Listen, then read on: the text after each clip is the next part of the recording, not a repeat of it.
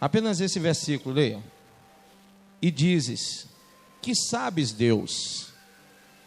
Acaso poderá ele julgar através de densa escuridão?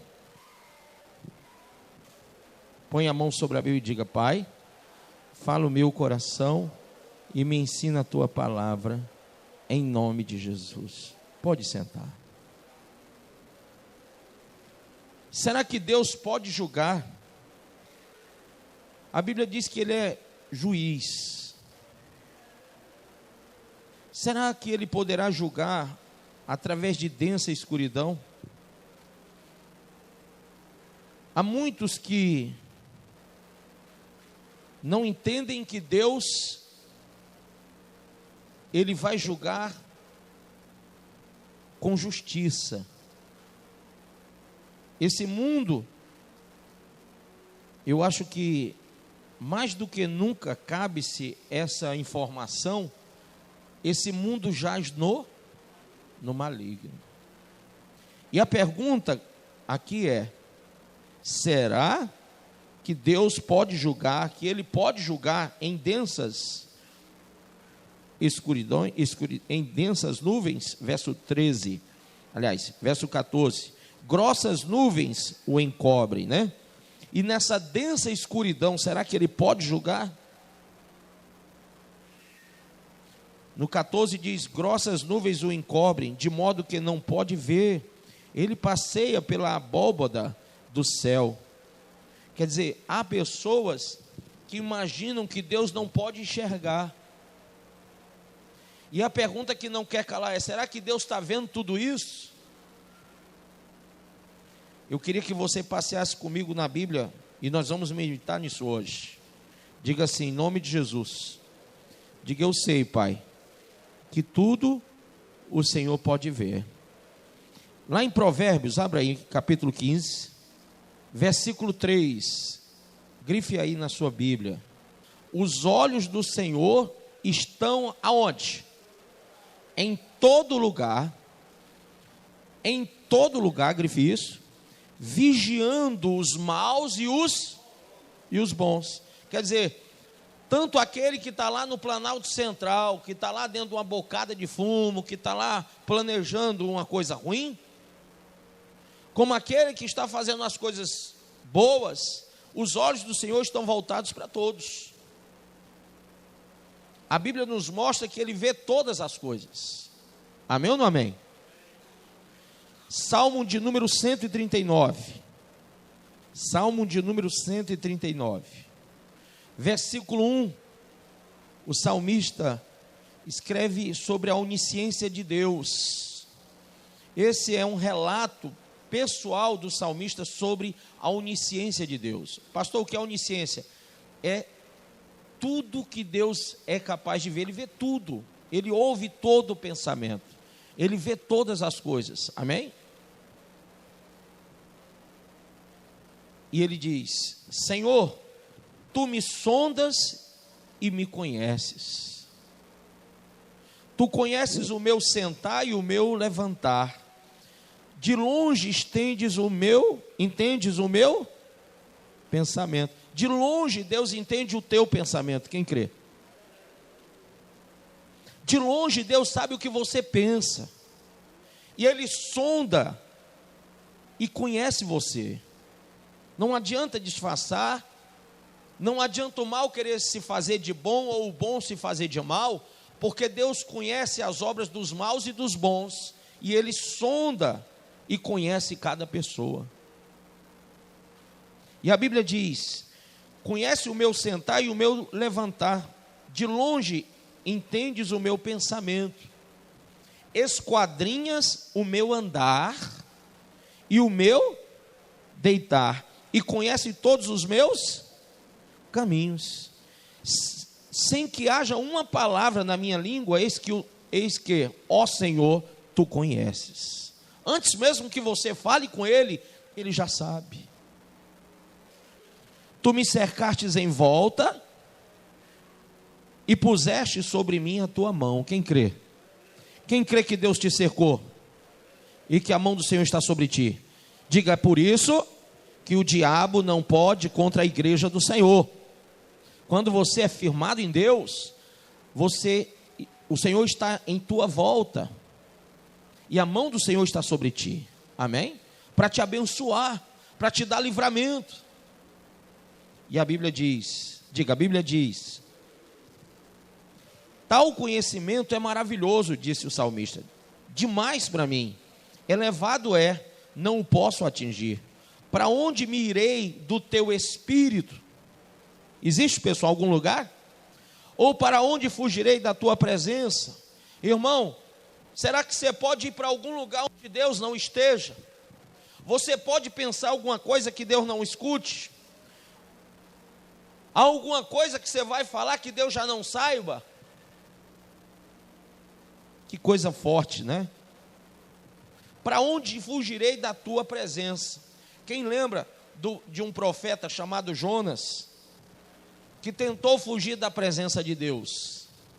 Deus disse, vai a Nínive, e ele foi a Tarsis, no sentido contrário. Ele pegou o navio no rumo contrário, e Deus fê-lo passar por uma grande provação, para que ele entendesse lá no fundo do mar, dentro do ventre de um peixe, ele se arrependesse e percebesse que a ordem de Deus era que ele fosse para Nínive, e que ele deveria ter obedecido o mandado de Deus, e não ter ido no rumo contrário. Tudo o que ele estava sofrendo era consequência da sua desobediência. Tudo que ele estava passando era porque ele estava desviado do caminho de Deus. Deus traçou um caminho para mim e para você, quem crê? Pastor, que caminho é esse? Eu te garanto, diga em nome de Jesus, que não é o caminho da prostituição, não é o caminho da idolatria, não é o caminho da avareza, não é o caminho da insensatez, da mediocridade, não é o caminho da incerteza, não é o caminho da impureza. O caminho de Deus, a Bíblia diz que ele é perfeito e restaura a alma. Amém ou não amém? Será que todos vão querer caminhar por um caminho que restaura a alma, que é perfeito? Será que todos vão querer ajeitar suas veredas? Há uma passagem na Bíblia que o povo de Israel teve que fazer algo que eu acho fantástico. Eles haviam se misturado com mulheres de outras nações. E eu acho que foi o profeta Miqueias, se eu não me engano, não lembro aqui agora. Eles chamaram o profeta e disseram, nós estamos afastados de Deus, e o que tu disser para que nós façamos, nós iremos fazer. Tudo que nós queremos é voltarmos para Deus. E então o profeta disse, vocês vão ter um problema, porque vocês se casaram com mulheres de outras nações, fizeram filhos nelas, e Deus nem recebe a mulher que vocês têm, e nem os seus filhos com elas, porque Deus não é Deus que se mistura, e o que vocês fizeram foi desobediência a Deus. Aqueles homens ouviram, talvez o que não queriam ouvir, mas tiveram que fazer algo que, eu sei que não era fácil, mas o que eles queriam era voltar para Deus. Quem quer voltar para Deus? Quando a gente quer voltar para o caminho de Deus, a gente tem que estar disposto a tudo, amém? E a Bíblia diz que eles deixaram suas mulheres de outras nações, junto com os filhos que eles tinham gerado com elas, despediram-nas, mandaram embora essas mulheres de outras nações com seus filhos, e eles ficaram no Senhor, tiveram que casar com mulheres do povo de Deus. Quem está entendendo isso? Abrir mão de mulher, de filhos, para poder voltar para Deus. Que coisa forte, irmão. Mas naquela época, aquele povo teve que fazer isso porque era a única forma de sanar o problema. Então, há uma pergunta que eu queria fazer para você. Uma vez que você sabe que Deus vê todas as coisas, que Ele sonda o teu coração, Ele conhece tudo em você, será que você sabe que Ele sabe o que você tem que deixar para se aproximar dEle? Sim ou não? Ele sabe, e eu sei que você sabe que Ele conhece. E é por isso que você tem que abrir os olhos agora. Olha o que a Bíblia diz. Diga assim: Deus conhece todos os pecados escondidos. Salmo 90 diz assim no versículo 8: diante de ti puseste as nossas iniquidades. Grife. Versículo de número 8. Diante de ti puseste as nossas iniquidades. À luz do teu rosto, os nossos pecados, o quê? Ocultos. Quem oculta pecado, pensa que Deus não está vendo. Tudo está diante do rosto de Deus. Verso 9: pois todos os nossos dias vão passando na tua indignação. Acabam-se os nossos anos como um suspiro. Amém ou não amém? Então Deus vê tudo, diga, Deus vê tudo. E todo pecado oculto, Ele está vendo. Vai aí, por favor, para o livro do profeta Jeremias, capítulo 16, versículo de número 17. Pois os meus olhos estão sobre todos os seus caminhos. Quem crê que os olhos do Senhor estão sobre todos os teus caminhos? Não se acham eles escondidos da minha face, nem está a sua iniquidade encoberta aos meus olhos. Não tem como. Não tem como. Diga, não tem como. Ele conhece o segredo do teu coração. Salmo 44, versículo de número 21. Salmo 44, verso 21. Porventura Deus não haveria de esquadrinhar isso? Pois Ele conhece os segredos de quê? Do coração. Amém ou não amém? Então você começa a conhecer Deus assim. Pastor, Deus revela as coisas? Sim. Lá em Josué capítulo 7, Ele revelou o pecado de Acã. Lá em Atos capítulo 5, Ele revelou o pecado de Ananias e Safira. Então não há nada que seja oculto que não possa ser revelado. Amém ou não amém? Diga assim: Deus tem os seus olhos abertos sobre tudo.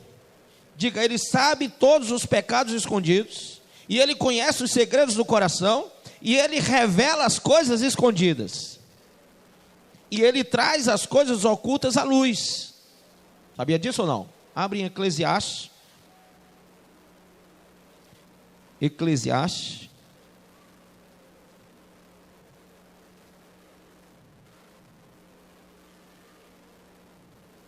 Podemos? Capítulo 12.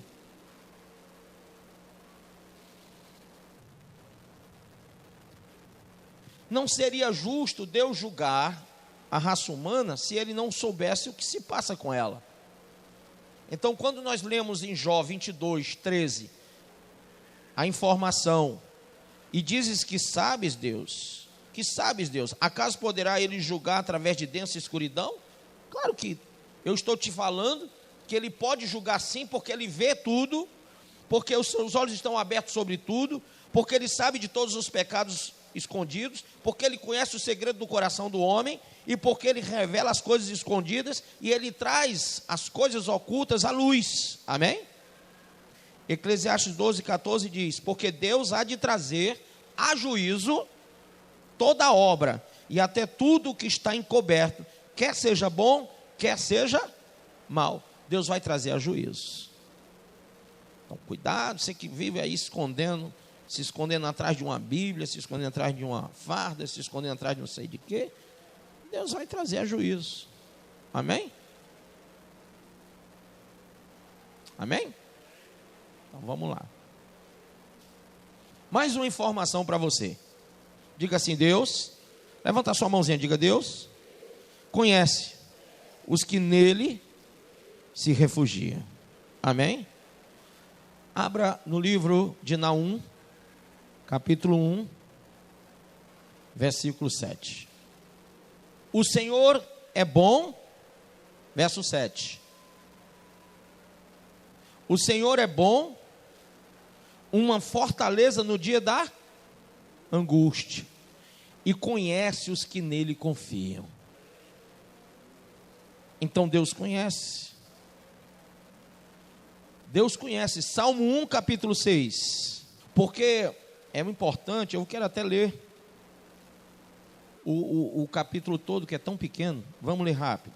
Bem-aventurado o homem que não anda segundo o conselho dos ímpios, não se detém no caminho dos pecadores, nem se assenta na roda dos escarnecedores.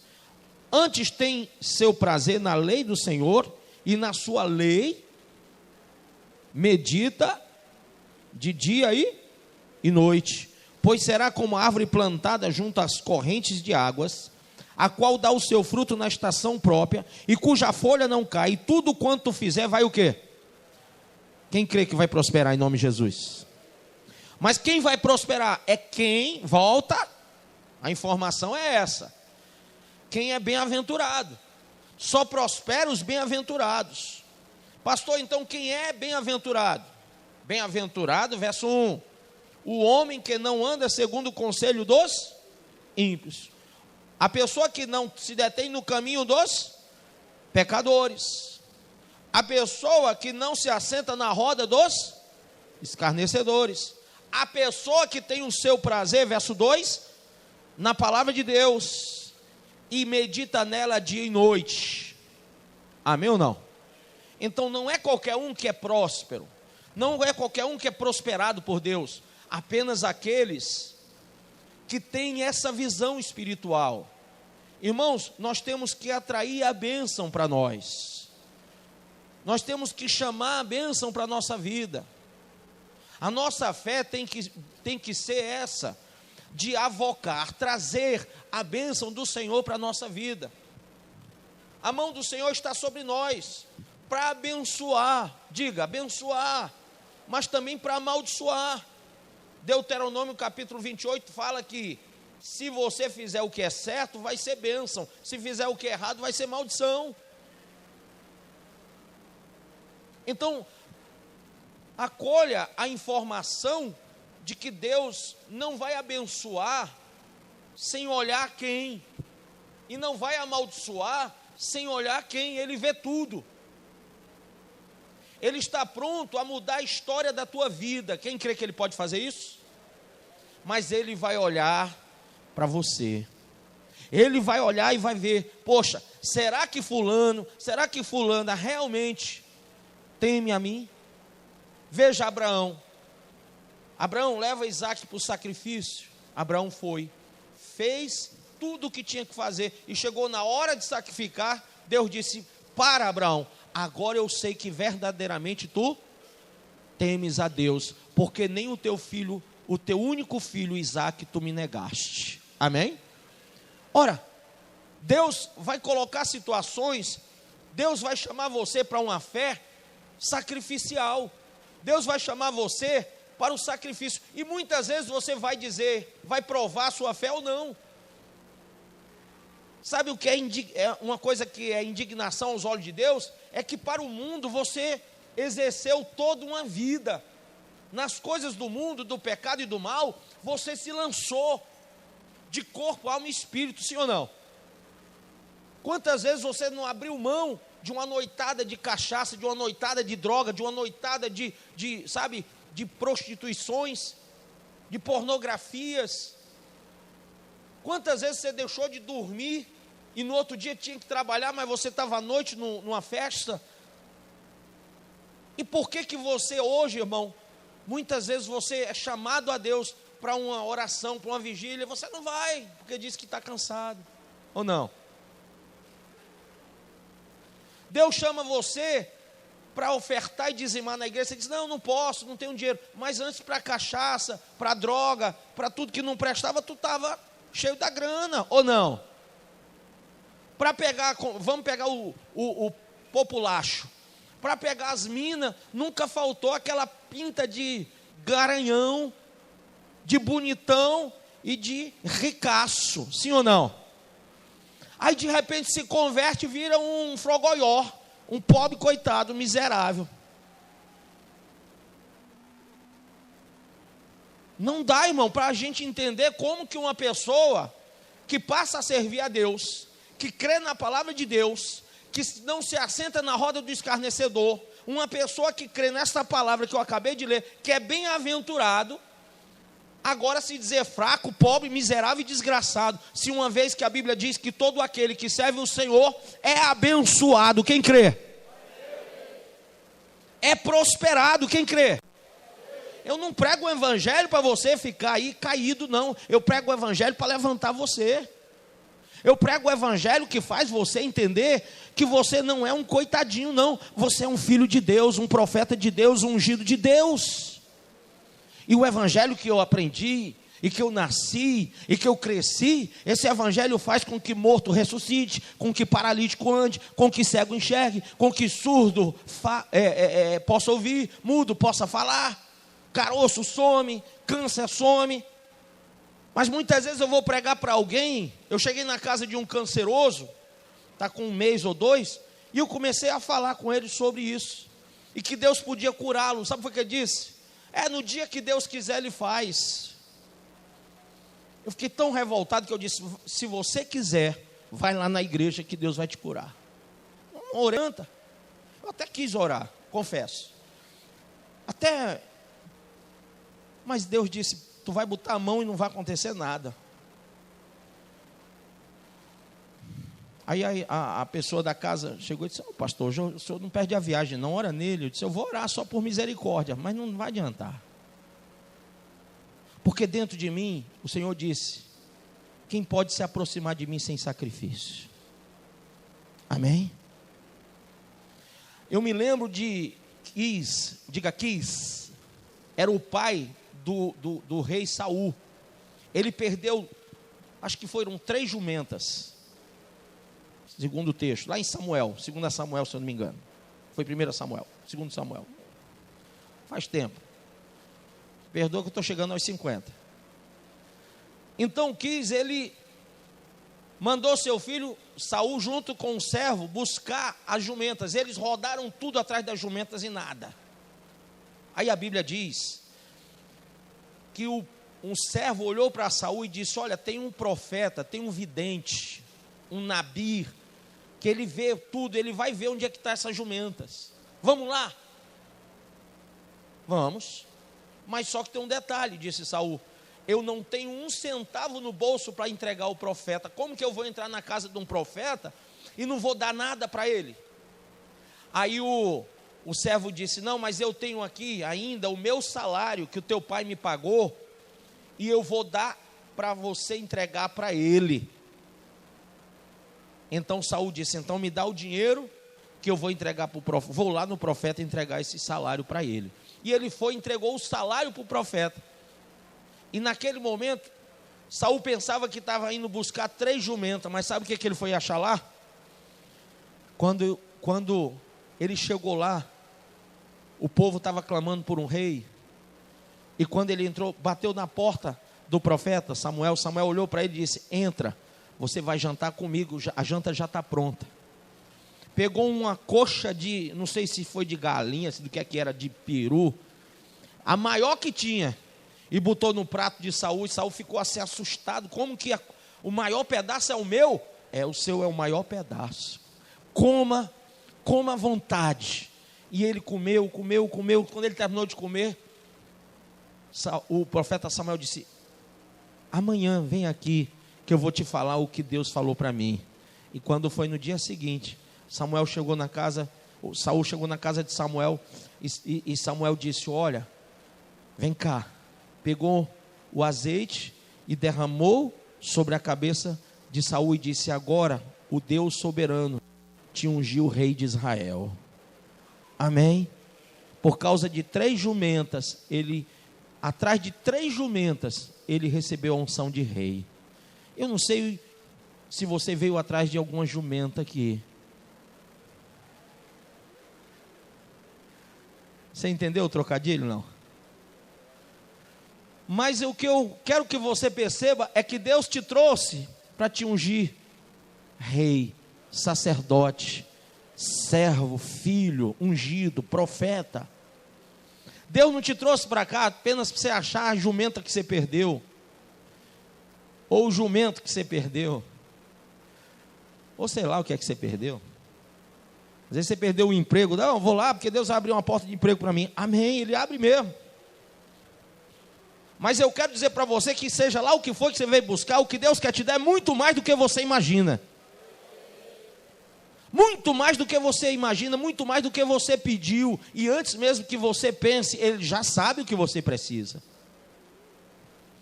E é por isso que eu estou olhando para um povo que é abençoado. Amém? Ele conhece todo mundo que pertence a Ele. Quem sabia disso? Abra aí para a gente concluir. 2 Timóteo 2. No Novo Testamento.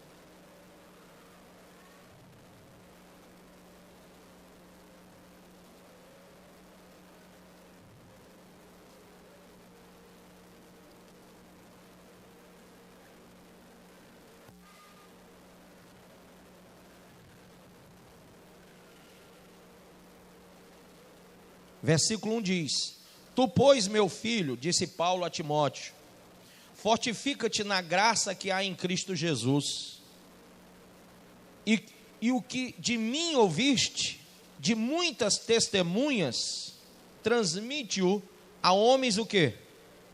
Fiéis, que sejam idôneos, para também ensinar os outros.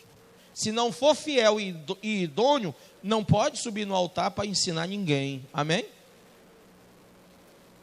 E aí vem, para que também ensine os outros. Sofre comigo como um bom soldado de Cristo Jesus. Nenhum soldado, diga nenhum soldado, em serviço, se embaraça com negócios dessa vida, a fim de agradar aquele que o alistou para a guerra. E também, se um atleta lutar nos jogos públicos, não será coroado se não lutar legitimamente. O lavrador que trabalha deve ser o primeiro a gozar dos frutos. Considera o que digo, porque o Senhor te dará entendimento em tudo. Quem crê que o Senhor está te dando entendimento? Lembra-te de Jesus Cristo, ressurgido dentre os mortos, descendente de Davi, segundo o meu evangelho, pelo qual sofro a ponto de ser preso como malfeitor, mas a palavra de Deus não está presa. Por isso tudo suporto por amor dos eleitos, para que também eles alcancem a salvação que há em Cristo Jesus com glória eterna. Quem crê diz amém? Fiel é esta palavra, quem crê? Se pois já morremos com ele, também com ele viveremos. Se permanecermos com ele, também reinaremos. E se o negarmos, também ele nos... Então, se você morrer com ele, você vai viver com ele. Se você perseverar com ele, você vai reinar com ele. Se você o negar a ele, te negará. Se somos infiéis, ele permanece o quê? Fiel, porque não pode negar-se a si mesmo. Lembra-lhes estas coisas, conjuro-os diante de Deus, que não tenha contendas de palavras, que nada aproveitam, senão para subverter os ouvintes. Procura apresentar-te diante de Deus o que, pessoal? Aprovado, como obreiro que não tem do que se envergonhar, que maneja bem a palavra da verdade, mas evita as conversas vãs e profanas, porque os que delas usam passarão a impiedade ainda maior, e as suas palavras alastrarão como gangrena, entre os quais estão Himeneu e Fileto, que ficavam falando bobagem e contaminando o povo, que se desviaram da verdade, dizendo que a ressurreição é já passada, e assim perverteram a fé a alguns. Todavia, o firme fundamento de Deus permanece, tendo este selo: o Senhor conhece os seus. Diga, o Senhor conhece os seus, e aparte-se da injustiça todo aquele que profere o nome do Senhor. Amém? Aparte-se da injustiça, aparte-se do pecado, aparte-se da abominação, aparte-se da transgressão, aparte-se da iniquidade. Irmão, se você vê que aquilo transgride o coração de Deus, que aquilo atinge, que aquilo vai macular, que aquilo vai impedir você de chegar no reino eterno, então afaste-se disso. Só há salvação para aqueles, Só há bênção para aqueles que são chamados bem-aventurados. Aos demais existe muita ilusão. Mas bênção, salvação, vitória eterna, é algo que só conquista aquele que realmente é bem-aventurado de Deus. Amém?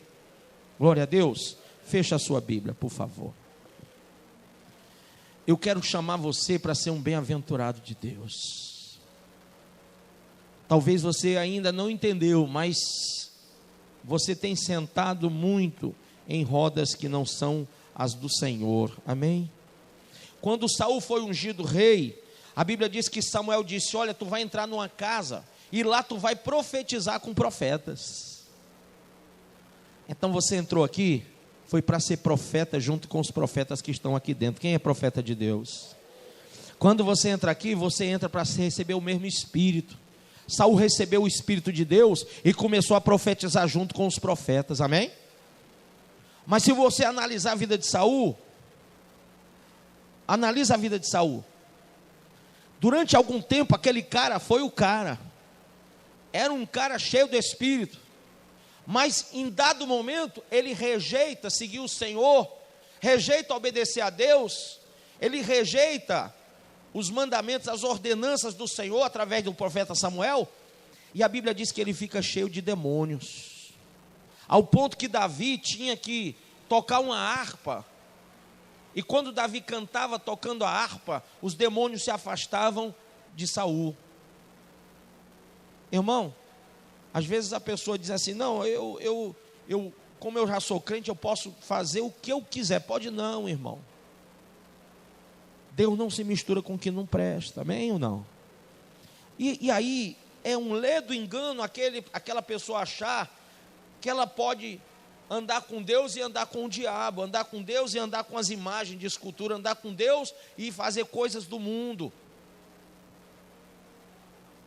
Quando você anda com Deus, você tem que andar em santidade. O caminho de Deus traz perfeição, amém? Então agora, eu quero convidar você que diz: poxa, eu olhei para mim, essa palavra veio dentro de mim, me revelou coisas a meu respeito que eu ainda não tinha avaliado. Eu percebi que eu tenho que sair da roda do escarnecedor. Eu percebi que Deus vê tudo. Eu estava pensando que haviam coisas que eu podia ocultar de Deus, mas nada pode ser ocultado. Eu tenho que não mais receber o conselho do ímpio, não sentar na roda do escarnecedor. Eu tenho que realmente meditar na palavra de Deus de dia e de noite. Eu tenho que buscar o Senhor de uma forma diferente, porque até hoje eu não passei de um prosélito, de um religioso. E eu me preocupo muito hoje com esse proselitismo todo. Eu me preocupo. Porque eu me converti numa época que a gente tinha, irmão, que conhecer a Bíblia. Amém? Eu me converti numa época que a gente tinha obrigação de conhecer a palavra. E hoje as pessoas são tão incautas, tão indoutas. Hoje as pessoas são tão despreparadas que elas vêm e vão por qualquer vento de doutrina. Não há uma estabilidade emocional, não há uma estabilidade espiritual, não há uma estabilidade religiosa nas pessoas. A palavra religião quer dizer religare no latim. Elas se desligam e ligam como uma tomada, como um fio, como que chama?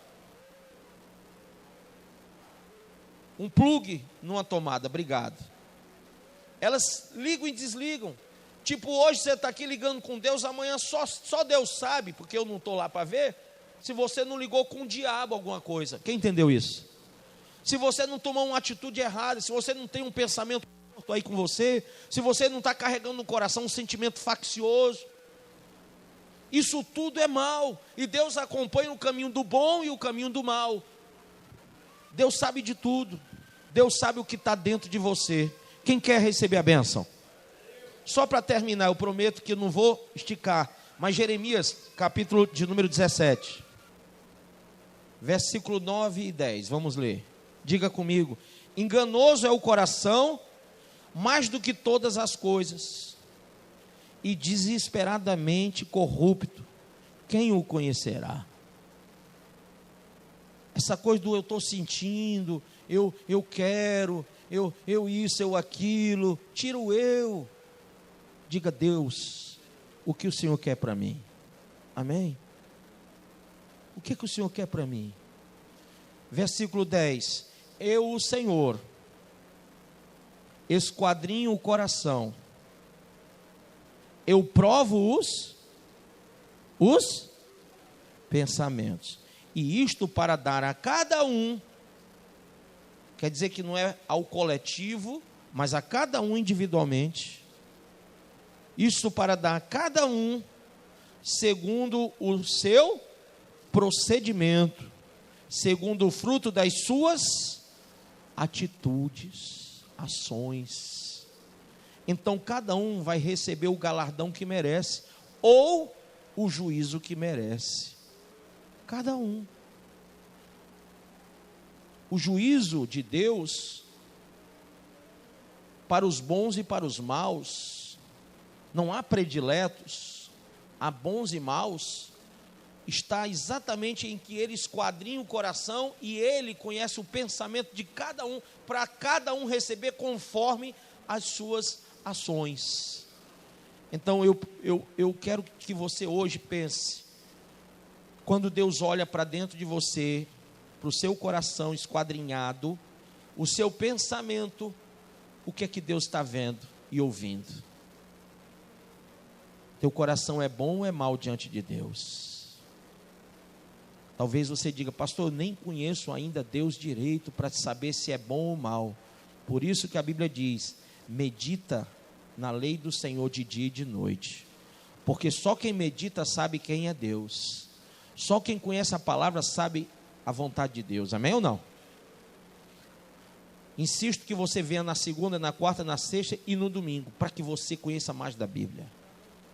Insisto para que você faça isso. Se você crê que Deus está aqui, e eu sei que Ele está, que tal você agora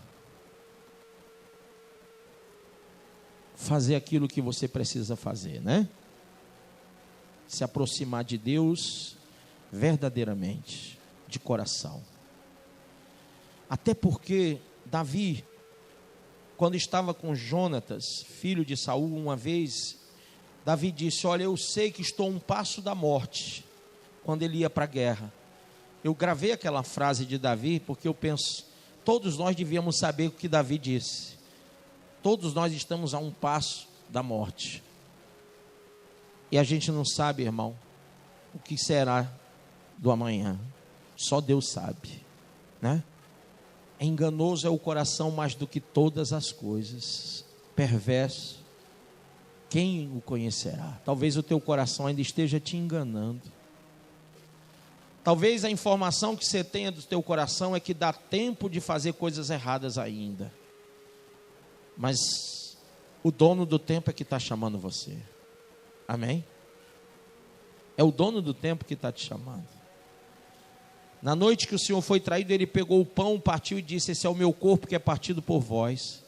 Fazei isso todas as vezes que comerdes em memória de mim. Semelhantemente, ele pegou o cálice e disse: esse cálice é a nova aliança no meu sangue. Fazei isso todas as vezes que beberdes em memória de mim. Porque todas as vezes que comerdes esse pão e beberdes esse cálice, anunciais a vinda do Senhor até que ele venha. Por isso examine-se o homem a si mesmo antes de comer o pão e beber o cálice, porque aquele que come e bebe indignamente, come e bebe para sua própria condenação, não discernindo o corpo do Senhor. Por isso há entre vós muitos fracos, doentes e aqueles que dormem. Você acabou de ouvir essa poderosa ministração da palavra de Deus. Eu creio que sua vida foi abençoada. Eu quero que você ore comigo, profetizando sobre a sua vida a salvação que vem de Cristo Jesus. Ore conosco.